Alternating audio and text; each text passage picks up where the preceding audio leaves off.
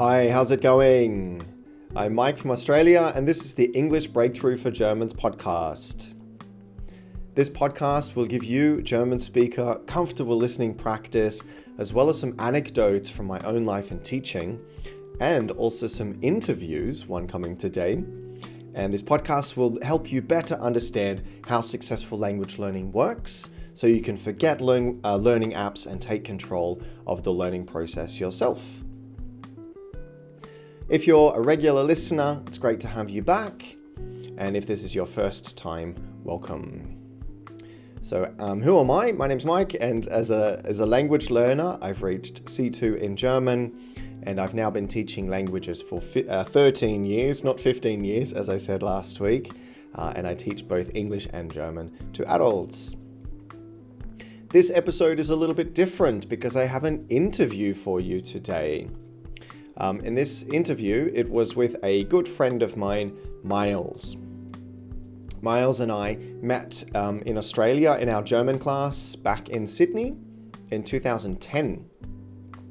Before we both moved to Germany, we both moved to Berlin. He's originally from Oxford in England, and he has worked in London, in Sydney, in Berlin, and he now lives in Bonn with his wife and children. In this conversation, we talk about his language learning journey to C1 in German. We talk about the struggles that he faced with motivation and the realizations that he made along the way, which drove him to finally make excellent progress with German learning. We talk about his experience in 3 different German classes and schools and what conditions helped him learn, and the role of flashcards, pronunciation tips, and graded reader novels for learners have played in his learning. Miles' story shows us that language learning is a lot more than just being in the country, and it requires conscious effort and consistency with learning. Language learning doesn't happen automatically, even for children. But when we do put in the effort, we can enjoy the rewards of visible progress. Now, you can watch this interview on YouTube, or you can listen on the podcast apps. And because Miles and I speak at quite a fast pace at times, you might like to read the transcript this time if you don't normally. So remember, you can access this transcript on the Patreon page, and you'll find the link for that in the podcast description. And I want to tell you as well, Miles and I have known each other for a long time. So you will notice that he and I speak at quite a fast speed, faster than I normally speak on this podcast. And of course, this is typical for 2 native speakers who have known each other for a long time. So it means that it might be difficult for you to follow at times, but don't panic. This is normal, okay?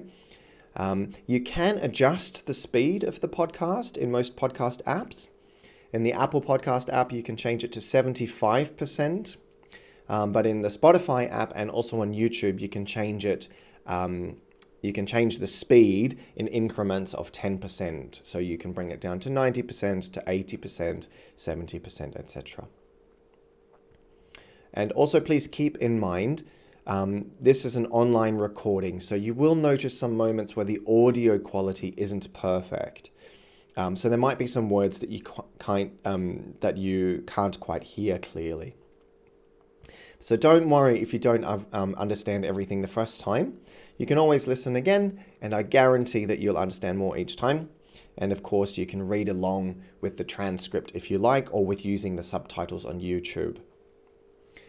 So you can find that transcript, as I said, on my Patreon page. So there is a lot of vocabulary in this podcast episode that might be a bit challenging. I think a lot of it you will understand in the context. But as I said, if you read along, then you can use the opportunity to learn some new vocabulary as well. And with his pronunciation, Miles is from the London area, London, Oxford, and he has some pronunciation features which are very, very typical of speakers from that area. So see if you can notice how he pronounces words which finish with a T. So like start, meet, might. So he will say it in ways like start, meet, might. which makes it a bit trickier. And also notice how he uses reductions in his pronunciation of words like was. So was becomes was, not I was living, but he would say I was living in London, I was in South America. So that might be a bit harder to hear. You might also hear the glottal stop, which is very typical for speakers from England. So words like putting and getting become putting and getting. Okay, here's the interview. I hope you enjoy it. Good morning, Miles. Good morning, Michael. So nice to have you here today for the chat. Thanks for coming along. Well, thank you so much for the invite. Miles, so you and I have known each other for a little while now. Perhaps you can, we can talk a little bit about the German classes that we took together in Sydney. What do you remember about those German classes? Yeah, so we did them in Mosman High School back in, it must have been 2010, 29, I think it was. And yeah, what I remember is we had a very nice Swiss Croatian teacher. And so I don't actually remember learning much German, but I remember our class were very enthusiastic. And I remember there was one standout student who was always quite annoying and difficult, because when you've got a student that's a bit of a standout, they were always a bit of a trouble. But who are you talking about, Miles? I'm not talking about you, Michael. I never. But yeah, I guess that's what I remember, sort of not really learning much German. And I do remember my wife coming in one day and having a discussion with the teacher of how to pronounce Händchen. And I remember thinking, okay, maybe we're not having Hochdeutsch. Maybe this is Croatian Swiss Deutsch. So I remember a lot of enthusiasm from our teacher, and enjoying the days. And I got to meet you, Michael. So it was all worth it, right? Absolutely. You mentioned your wife. So why did you decide to learn German in the first place? Yeah, that was it. So Melanie and I met in New Zealand in 2008, and she's from Berlin. And that was all sort of, and then we were living in Australia, in Sydney, Australia. And I think she found the course actually and was like, why don't you try and learn a bit of German?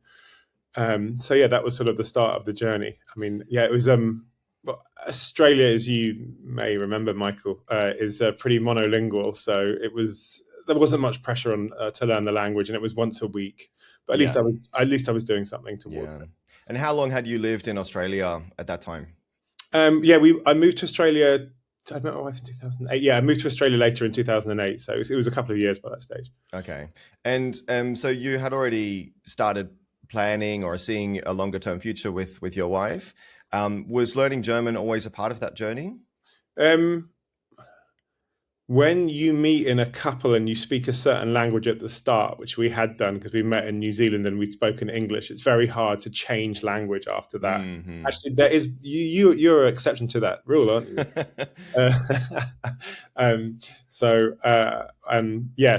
And then we after we had a baby, we were thinking of moving back to Europe, and then Melanie asked me, "Well, do you want to go back to England, to London, or would you like to go back somewhere else?" And I said, well, let's go to Berlin. I might as well get to know your culture a bit more. And that's when we decided to move. And I did a sort of bit of lazy thinking. I didn't really think how I would feel when I actually got to Berlin. Everyone was like, Berlin's really international. Everyone will speak English. Total rubbish. Like if you step half a meter out of Mitte, no one spoke a word of it. Okay. And so you thought you might learn a few words or a few bits and pieces of German, but you didn't see it as necessary for your life in Germany when you moved to Berlin in the first place. No. When I was studying in Sydney, no. Yeah. Okay. And where did you grow up, Miles? Where have you lived apart from Australia and Berlin?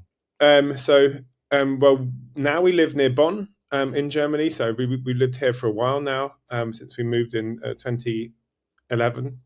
2011, yeah. And before that, I was born in London, and then brought up near Oxford, and then moved back to London when I was 19, so after university. So. Okay, and so I believe you studied at Oxford University, is that right? Yeah, please tell everybody that. Now, I studied at Leeds University, and also at Watford Advertising College. Okay. So yeah. So you worked in advertising. Is that what you did when you were in London as well? Yeah. So working in advertising in London, which is that's what I did my postgrad in advertising, and then moved to London and worked in advertising there, and until 2008, and then I went around the world for a year. So I was in South America for 6 months, and then New Zealand, Australia, and China for 3 months at the end. Yeah. And then decided to move back to Australia. Okay.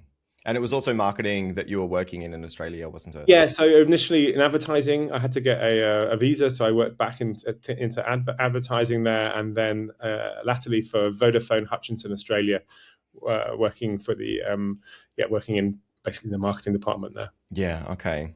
All right. We'll come back to your German learning experience a little bit. So you moved to Berlin. How did your German learning continue after that? Moving to Berlin, I then started doing a German course, I think from your recommendation, actually. The Deutsche Academy, was it? Yeah. Okay. So I can't remember where. It was quite a long cycle ride from our house in Schöneweide. Oh, you cycled there. I went to the one at Wittenbergplatz in Berlin, and then later one opened at Alexanderplatz, I think. Yeah, no, we weren't at Alex. We were at Wittenbergplatz, so it's quite a long way from Schöneweide. But I managed to do it in 43 minutes. That was from Schöneweide to Wittenbergplatz in 43 minutes. Okay. Yeah. Well, along the cobbled streets, you know what it's like, sort of zigzagging through. Did they have showers at the German school? No, just a fresh T-shirt in your bag. Okay. And then that's where sort of my learning journey started, and I think that was it was good to do it, and I found it very, very difficult, Michael. So I struggled with basically the learning process. So effectively understanding that it takes everybody hours and hours and hours and hours and hours of effort to get good German. And that there's really no way around it. If you remember, Michael, in those classes, there were quite a lot of Korean students always, and their grammar was brilliant. Like they would always smash the grammar test, but they couldn't speak a word. And then I was kind of sort of the opposite. I could speak a little, but my grammar was dreadful. So I found that, I think, the least enjoyable part of it. I wanted to learn German, but wasn't putting in the effort. And then I think I did that for a while with you. I remember we used to hang out in Gulitzer Park quite a lot after on a Friday. Yeah, I used to get free business advice. That sounds about right. Okay. So what do you remember about the other students? So you made the observation that Korean students were quite good at grammar. They had maybe a very systematic approach to learning. And then, this might give us an insight into the different language learning cultures from those countries, right? Yeah, no, I think that was my biggest insight, that the Koreans had fantastic grammar. I think everybody else was pretty much of a muchness. I just remember from a personal perspective, I felt very constrained by my lack of German. Okay. And I didn't enjoy the learning process, i.e., understanding where you are and then building the blocks on top of that slowly and enjoying that process. What does that mean, much of a muchness? Auf Deutsch? No. So, it means for everybody else, it wasn't. Yeah, I guess for me, what the problem was that I wanted to get the results without putting the effort in. Right. Okay. So I sort of compared myself to you, and I know that you spent hours and hours learning, studying phrases, accent, all of that, and I wanted that without the effort. And that's sort of a bit of a me thing that I've had to come to terms with and deal with. But effectively, it's a lack of joy of the learning process. Okay. What is it? I mean, now you have managed to get to C1. You did a C1 certificate not that long ago. So I was thinking about this before the call today. I was so fascinated in your story because it's clearly not a question of capability or intelligence on your part. So something clicked for you. There's a different way that you began to view language learning. Yeah. So what didn't you know about language learning at that time? So if I look at the things, there are two standout moments where I learned a lot of German and really enjoyed it. So one was one with a berufsbezogene Deutsch course, and I cannot remember for the life of me remember where it was. Somewhere on the S8, but sorry, I can't remember where it was. Also in Berlin, was it? Yeah, in Berlin.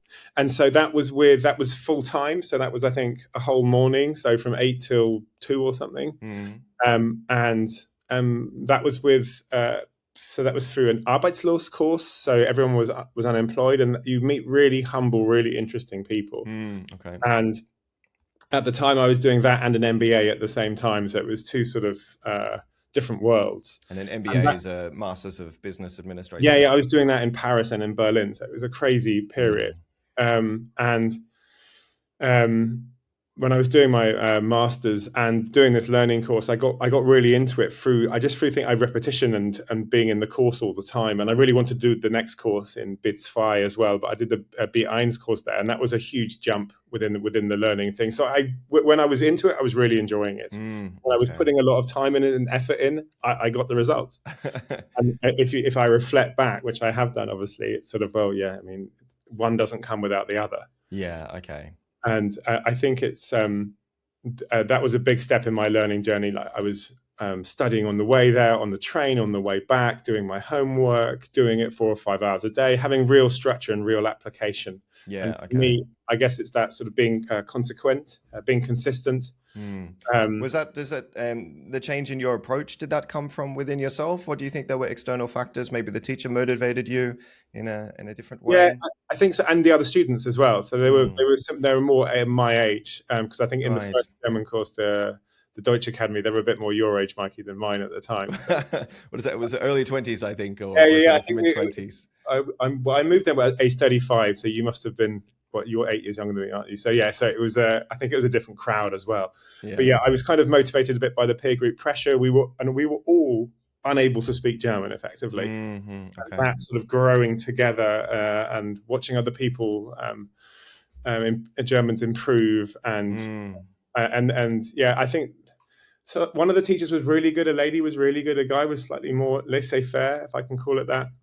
About the whole approach, but you still had I think I enjoyed the structure. Okay. So you would say that the environment of being in the same boat with all of the other learners there who maybe were a bit frustrated as well because they weren't able to learn the language and that they were looking for work, that helped motivate you? Yes, absolutely. Yeah. Okay. All right. And you said there was a second moment as well. So you started doing German classes again more recently, didn't you? Yeah, within absolutely. the last couple of years. Yeah. So again, that was in a class environment, So there I was working with IFS, the Institute for Fremdsprache here in Bonn. So if I could give them a quick shout out, and there I had a really inspirational teacher. So Mark Langham, and he taught me for I think 5-6 months, and that was doing BITS-2 and C1. So first I had to do the B1 test, and I was like, I'm way better than B1. And I was like, oh God, am I going to pass the exam? And then that was that was face to face. So after Corona, I had some time off from work, which was great. So I basically did that. So it started again. It was a course. So it started at 1, finished at 5. And that was with not people as old as in the Berufsbezogene Deutsch course, but mainly with sort of elder teenagers and 20-year-olds. So when I was saying how difficult I'm finding my teenage daughter, the girls were like, well, we're teenagers too. Was that interesting being in class with that was funny. Age, yeah. It was quite. I was the oldest by like 25 years or something.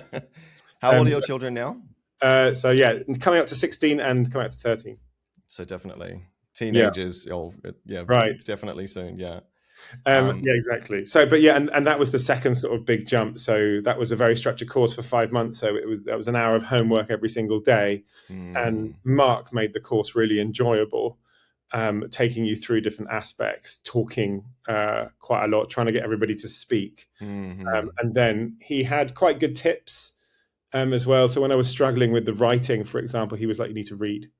So, and I think you sent me a book during that course, which I really enjoyed. And I finished a German book, and I was like, I can actually read in German. And sort of, I think what I sent you is, I've talked about this on the podcast previously. So graded readers, books that are written for a specific level. I can't remember what level it was, maybe a B1 book. Yeah, maybe a B1 or B. It wasn't overly complicated. Yeah, you started quite easy. And it was that was really helpful, actually, just having a book where you didn't have to look at every third word, maybe every fifth. Yeah. And that helped me as well to see the different sentence structures, how they exist and how they can exist. Because when you're talking with students, everyone just talks in this sort of mangled German, right? Because Yeah. everybody's just trying to communicate, and it's Yeah. great Yeah. being able to see someone write beautifully in the language as well. Yeah. That was the other big jump, Mikey, sort of Interesting. spending Yeah. 4 or 5 months doing that course. Mm. The exams were so stressful.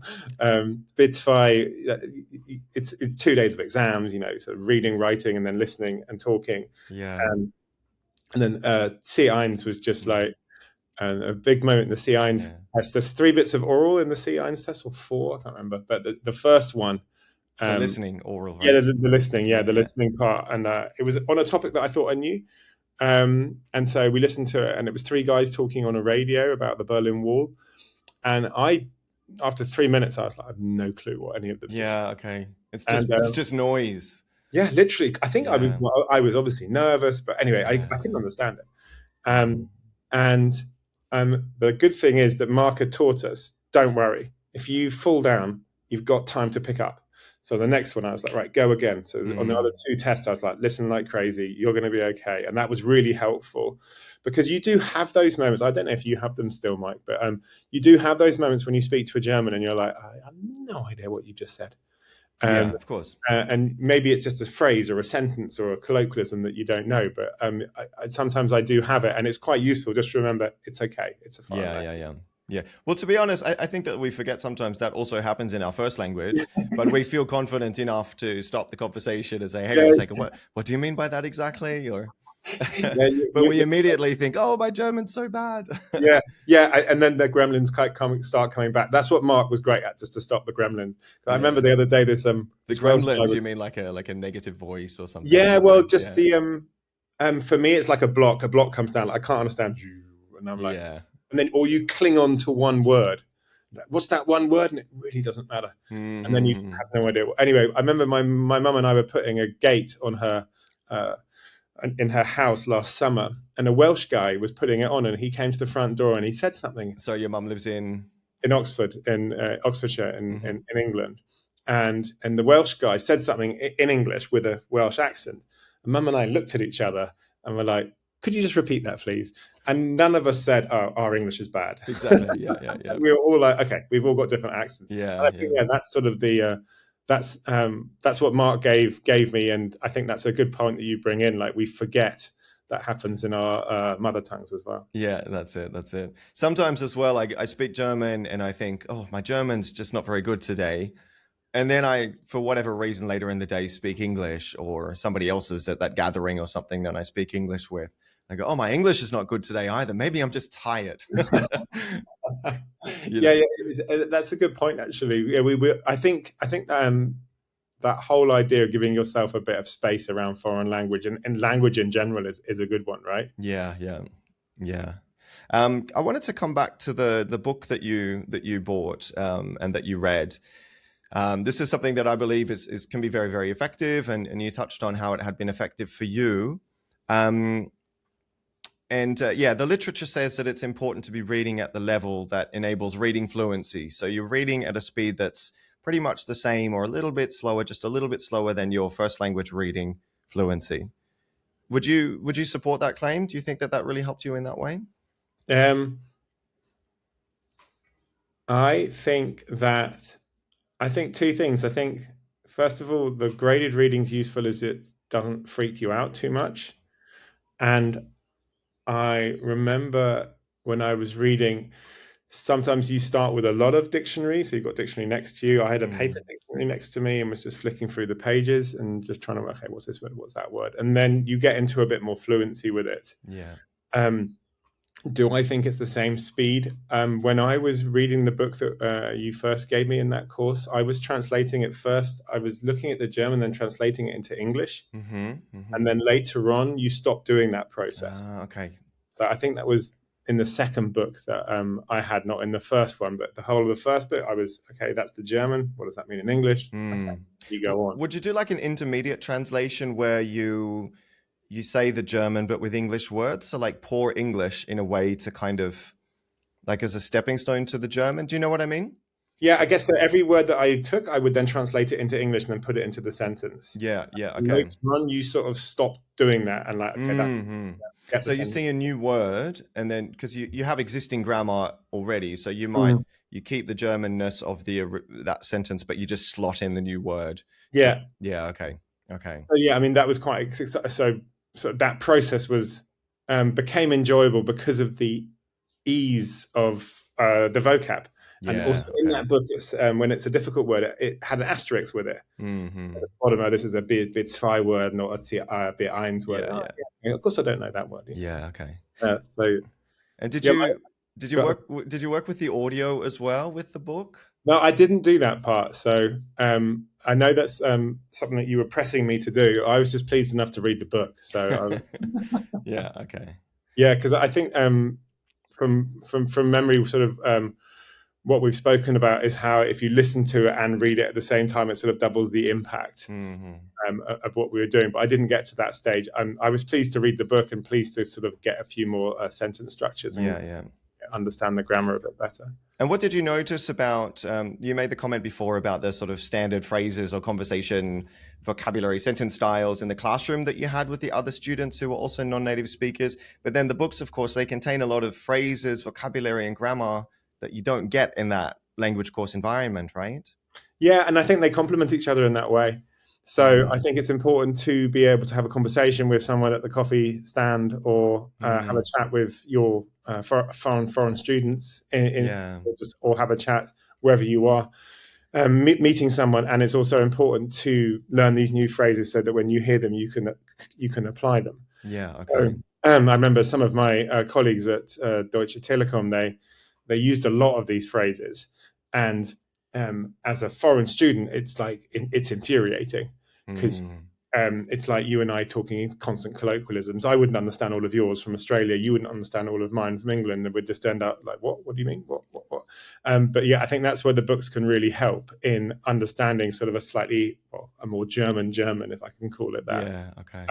And yeah, then you start to quite enjoy it because you've got a basis of this is what I know. I can add to it. And then that's when I think the reading becomes fun. Yeah. Have you ever tried to use Duolingo? Yes, I did do Duolingo. I did it for a year or so, and then I lost my streak and then didn't bother. Probably a similar story to others. But yeah, I did try Duolingo.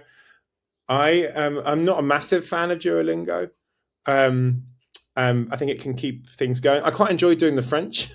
Okay. Duolingo. And my son uses the French Duolingo to great effect. So his French is quite good. He quite enjoys it. He's one of his friends he just got a bit zwei in his latest test. And he beat his friend who has a French mother. So that made us laugh quite a lot. But he quite enjoys it. So I think there can be people that enjoy it. And yeah, I did crash into it. It doesn't have very positive memories for me. Okay. So I did do quite a lot of it at one stage. Yeah. But I wouldn't say my overall feeling is a positive one towards. It wasn't super effective for you. Yeah. I don't think so. Yeah. I mean, I think it's anything's better than nothing, right? Mm-hmm. So if you're going to do some Duolingo, then great. Yeah. And when you were doing your German courses, either the one that you did in Berlin or in Bonn now, what were you doing when you were studying at home on your own? So both the courses we then had homework to do. So it was either grammar or learning irregular verbs or understanding new sentence structures and then tons and tons and tons of vocab. Vocab. How did you do the vocab? How did you learn that? I've still got the cards. So you made flashcards, did you? I made flashcards next to my bed and then just flick them over and then. Okay. I think the normal way of doing it, if you get them, put them to a side, and if you don't, do them again. Yeah. And I mean, at some stage that gets really, really hard. So it was bit zwei was all easy, and then you get to see eins Deutsch, and it's quite like you have to read letters from the Versicherungsamt or whatever department. Yeah. You're like, what the hell are you talking about? Yeah. And did you develop your strategy for using flashcards? So, for example, did you start off using individual words, but then realize that phrases in some cases might be appropriate? Yeah, that's funny actually. Yeah, I did. I got into that. So when the words became too difficult, I then had to put a phrase next to them, and then that put it in content, and that was easy. And the other thing I started doing was I stopped looking from German to English when I was looking words up, but I started looking in a German dictionary. Oh, okay. So that was a lot later, because another teacher at the EFS, she was like, oh, you've got to stop using your English dictionary because it doesn't help you use it. And I was like, you're talking rubbish. And then, then after like a few months, I was like, maybe it is quite helpful. Yeah. Okay. I borrowed my children's dictionary to do that. As a teacher, my reasoning for why that might be would be you can then see the word in context, and it would give you extra information about how that word is used in different sentence types. Would you agree?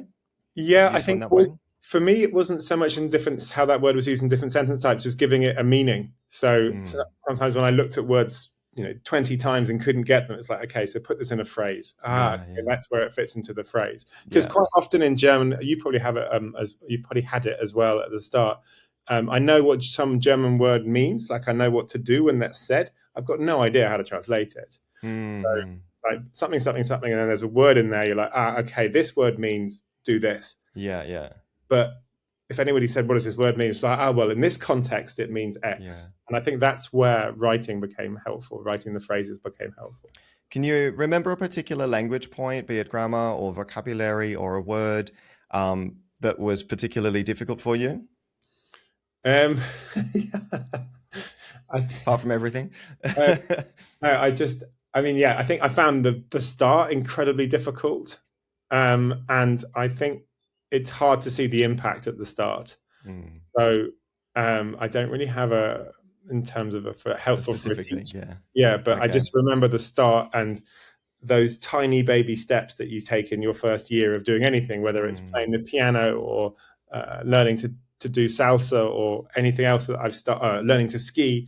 All of these things were dreadful at the start.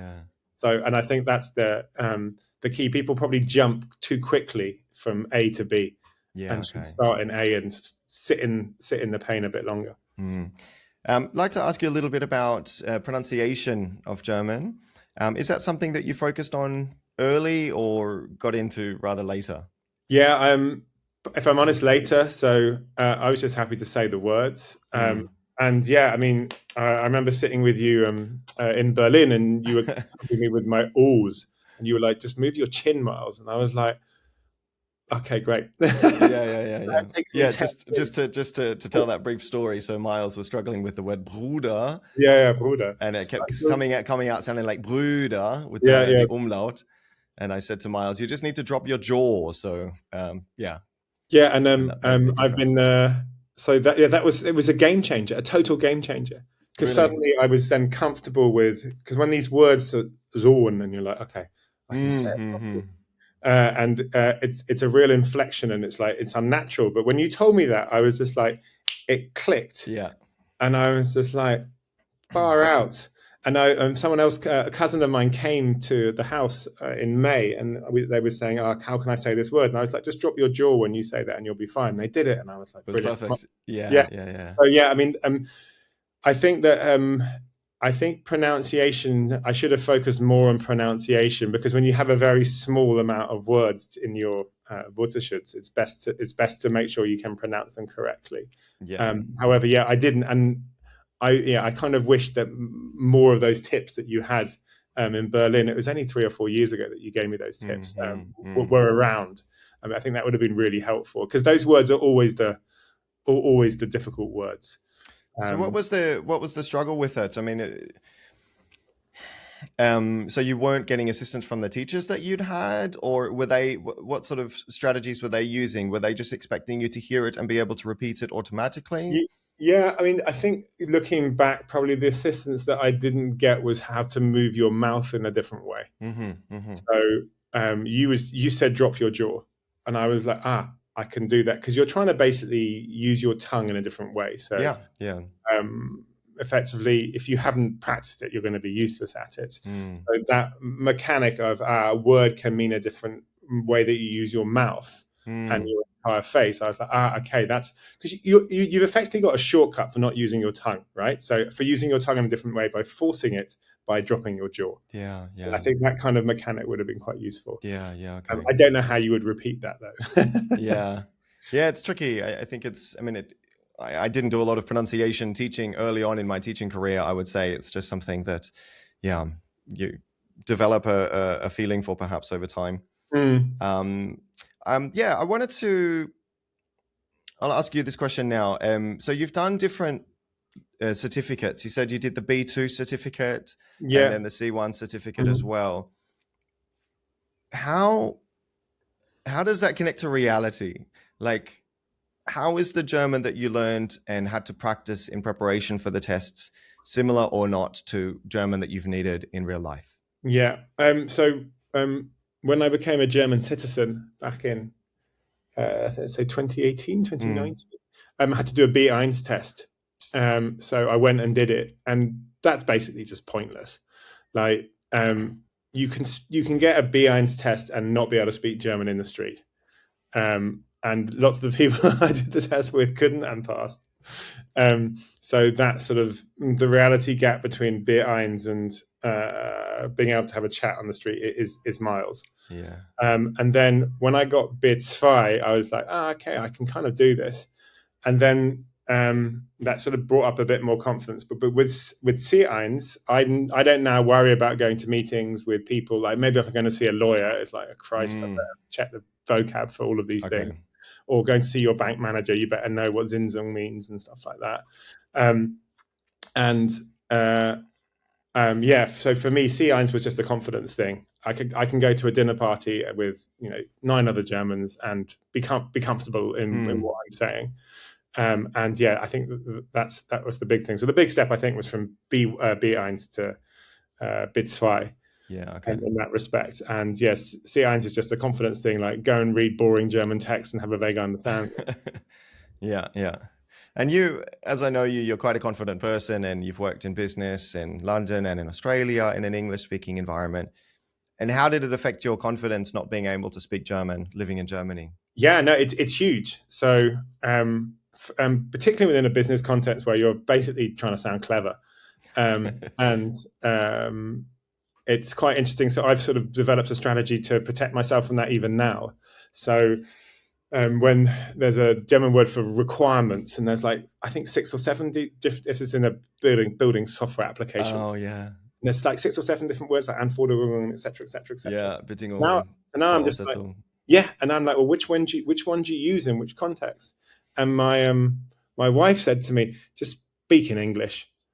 So just when you want to say requirements, say requirements. When you want to say supply chain management, say supply chain management. So in the middle of your German sentence. Yeah, and just drop it. And I was like, because instead of focusing on that one word you can't say, you focus on the meaning of what you're trying to say, and your confidence jumps.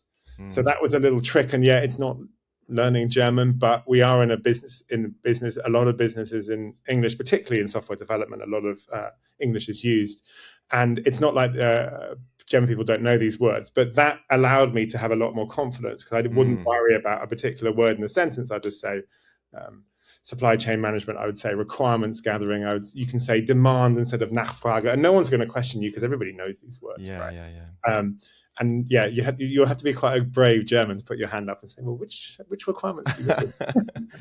So yeah, that was a little trick that helped me with my confidence. So first of all, do the courses, enjoy the language, and then if you don't know words, just say them in English if you're feeling more comfortable in that. Yeah, okay. And you've also worked in an international environment with people from all different language backgrounds speaking English in Germany. And you're from England. You lived in Australia for a while. You and I have spoken about miscommunications and different misunderstandings in that environment. How was that for you? Was there learning? Did you have to learn about the environment to manage that? Yeah, I think first of all, misunderstandings happen in every single language between any types of people. So to blame it on German is a bit of a shortcut. Well, yeah. I'm thinking now about German speakers using English in particular as well. Okay. Yeah. I mean, that's a huge jump, isn't it? So it's even true going from England to Australia, Mikey. So when I did that move, I was like, why are they all speaking in this strange way? Like, I don't mean your whiny accent, Mikey. It's more of a just the words that we use. So the Prime Minister would be talking, and he wouldn't be using as wide-ranging vocab as the British Prime Minister would, for example. And I was just, why is he talking like he's down the pub? And and then I think the meaning behind the words is also very true. So Australians speak in a different way. It's not better or worse than how the British speak. It's just like when the Indians are speaking English as well. It's not better or worse. It's just a different variety. Language. Yeah. So you have to basically be prepared to recognize that English, the language is not that important, but what's important is that you can communicate. What does that mean? You can communicate. What does that look like? Yeah, well, rather than being on my high horse and saying, well, I'm British and I know how to speak English properly, it was more like, let's have a conversation where we can all understand what people are trying to provide. And did you, I mean, that's interesting. Did you feel like you're from the motherland of the language? Did that give you prestige in your perception? So I think, well, I mean, instantly in Australia, no, because you're called a pommy bastard from the minute you get off. But yeah, certainly in Germany, it meant that I try to focus hard on not speaking too fast and not using too many complicated words. And that actually affected how I enjoyed my own language. So I tried to stop doing that. Wow. So try to speak slowly, I think, is a must for anybody in an international environment. Particularly. So hang on a second. You wanted to speak more slowly, and then you didn't like that, so you wanted to return. The speaking slowly, I try and keep.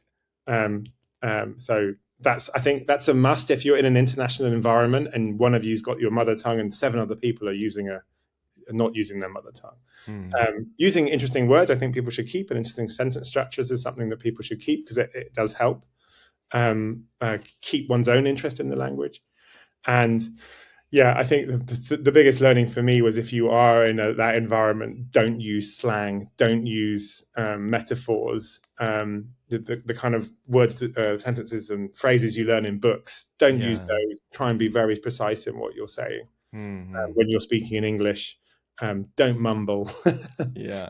And be happy to say, be happy to listen to people and sort of build a conversation through that rather than just talking all the time. Yeah. Okay. So listening to people. So don't forget to listen to the other people. So don't just talk and talk and talk. Maybe some people who are nervous listen less and focus more on what they want to say. So you're saying make sure that you're still listening to the other people. Yeah, absolutely. Because if anybody's speaking in their mother tongue and the other people are not, then you need to make allowances, right? That's because you are effectively the expert in that, and it's not. The game isn't to show off and show how great your English is. The game is to have a conversation or maybe reach a compromise on an argument or maybe impart a new strategy. And that's what you want to achieve. So focus on that rather than how great your English is. And think about Germans who want to use English in their business context. What advice would you give to them? So you've lived in Germany for a long time now. You've spoken German and English to a lot of German speakers. What advice do they need to hear? I think it's probably the advice I would have given to myself all those years ago. Just go for it.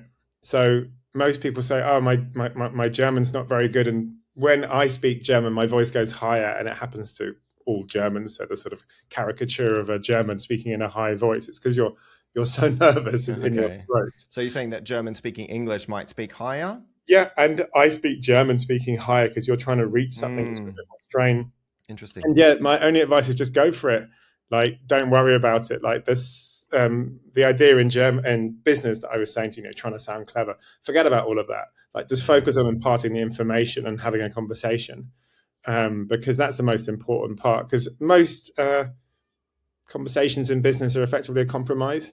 So somebody wants to do this, somebody else wants to do it like that. It's like, okay, how can we reach a middle point? And at the end of the day, compromises come through fruitful conversations of two sides, understanding where they are, where they're trying to get to, what challenges they're under, et cetera, et cetera. And the grammar doesn't really matter. So some people might be worried about making mistakes, grammatical mistakes, vocabulary mistakes. So you're saying it's not as important.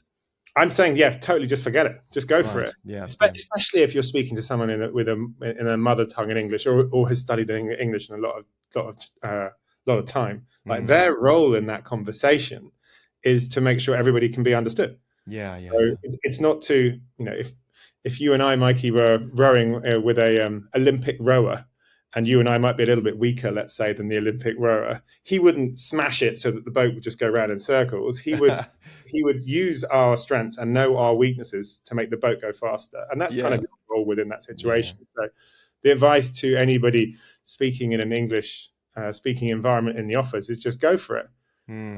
Just take yourself there, be yourself. If you make mistakes, say the word in German. Most people will understand them. And if they don't, you can just stop and say, hey, what does this mean? You know? Yeah. Okay. Because I think a lot of it comes from loss of face, Mikey, which we've discussed a lot, which the British are cursed by.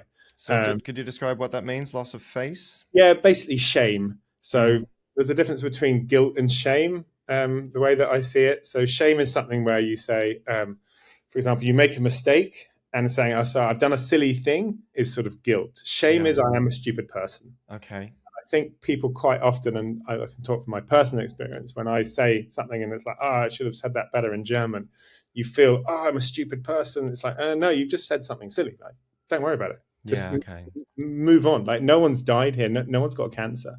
So, I guess it's be aware of shame, be aware of loss of face, be aware it's not worth the effort, and just try and enjoy it. Like it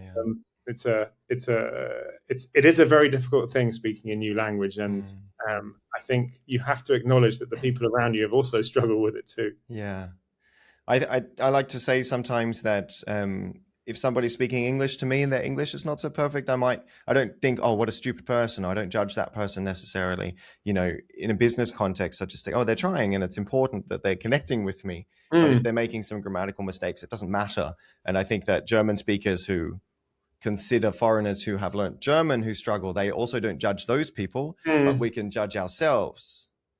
When we're making mistakes. And I think it's that. I mean, Buddha talks about the two arrows, right? So the first arrow is the one that injures you. The second arrow is what you think about the injury or what you think about. So I think a lot of that comes in. But if my advice to Germans in business speaking environment is, just focus on getting the message across and not about how you say it. And that, I mean, anyone that hears someone struggling in a foreign language, the thoughts that go through their head is, oh, great, they're learning a foreign language. This isn't their mother tongue. How can I help them to do this? Rather than sort of sniggering or laughing or anything. Well, that's in the moment, I guess. We need to have strategies for in the moment of communication as well. Do you think, is there anything that comes to mind that Germans might be able to do when they're at home on their own in order to prepare for English? Yeah, I think just do the easy things. Start reading. Reading, if you want to improve your writing, read. If you want to improve your speaking, listen. So listen to podcasts. For me, when I was in South America, my Spanish is terrible, but I quite enjoyed watching videos with the subtitles on. So when we watch a TV program at home and it's a German show, I say, please put the subtitles on, because sometimes I'm like, and sometimes I have to stop the show still even now and say, hang on. So he's married to him, but he's in love with her, you know, when the plot gets quite twisted. I'm like, okay, I need to know what's going on. And most of the time I'm about 95% of the way there, and the 5% doesn't really matter. But sometimes when you're listening to Sherlock Holmes in German in the car with my family, I'm like, right, I have no idea what's happening. My advice would be just try and enjoy the media. Just enjoy media in the language that you're learning. So whether or whatever. I'd like to just repeat that point that you just made, that if you're reading or listening to something and you just stop it and try to repeat to yourself what you've just heard, the man said this, the woman said this, who's in love with who, exactly. I think that's a good strategy, one, to recycle some of the language that you've heard, and two, to check your own understanding. Yeah, it's incredible, because I do it with the children whose German is faultless, right? So I'm like, have I got this right? And most of the time you're there or thereabouts. It's really helpful, and that gives you a bit more confidence, because you know how when you listen or read maybe in English and you can read a whole page and not really concentrate. If I do that in German, I'm like, oh my God, I don't understand what's going on. But I do it in English. So it's just like, it's okay to check. It's okay to pause. It's okay to wait. You don't have to be faultless. We'll get going in a second, but I do want to ask one last question. So you've got two children who have grown up in Germany and speak faultless German, as you say. What have you learned about language learning from watching your children learn German or English? Well, it's quite funny. So my son gets some grief at school because the children say it's unfair that he always gets a 1+ in English. And he started turning around and saying, "Why? I had to learn every word twice." And I was like, "That's a great response." Fantastic, yeah. Yeah, and So also it's not automatic, is it? People think that children learn languages automatically. yeah, no, he's had the struggle as well. So I noticed this. So they went to a British school here till they were in Grundschule, in primary school. I think that's 10, 11. 9, 10, 11, 9, 10 here, and then in North Rhine-Westphalia, and then they went to a German school, and their language is now swapped, so their better language is now German, from being English, and you sort of watch that swap. But I guess, yeah, I've noticed in their sort of learning German process, it was very, very good when they were at German Kita. It then got worse when they were in an English school, and now it's getting better now they're at a German school. So yeah, it really reflects the amount of time and effort that they're speaking a single language. Also for bilingual children, and I think for learners in general, one of my friends called Pedro, he spoke English and Spanish. And he always said that neither Spanish or his English were at 100%. They were both at around 90, 95. And I would say the same for the children. Okay. Like neither their languages are at 100%, but they've got 90 of both. And I think sort of that acceptance is something that's quite helpful. It's like, okay, I know I've got two languages, and I can't, by definition, I can't have two at 100%, or maybe you can do if you're an exceptional learner, or maybe a teacher, Michael, like you. Yeah. Fantastic, Miles. This has been such an enjoyable conversation. Thank you very much for coming along. Yeah, well done you, Mikey. It's great to see you smashing it and finding a real purpose and sort of something you're really enthusiastic about. I always wanted to have German like yours, and I always wanted you to have the career that I was having, and now we seem to have swapped. So it's great that you're smashing the career and I can speak a bit of German. So yeah, I think we've done pretty well together, Mikey. Oh, thanks for the love, Miles. Yeah, no, it's been good to have you there to chat to from time to time, absolutely, and just to have a little reality check, and somebody looking out for me who is willing to ask the pointy questions, perhaps. Always there, Mikey. Always put my finger in the wound, as we say in German. All right, thanks very much, Miles. I'll hit stop on the recording. Take care, mate. All right, see ya. That's the interview with Miles. I hope you enjoyed listening. Remember, you can always listen again, and you can read along using the transcript on my Patreon page, or you can watch on YouTube and turn on the subtitles there. Thanks for making it to the end of the podcast. If you enjoyed it, maybe you can recommend the podcast to a friend or somebody else who might need it, or you can reach out to me for some feedback at mike@mikeblanguages.com. I'd love to hear from you. All the best, and until next time, see you later.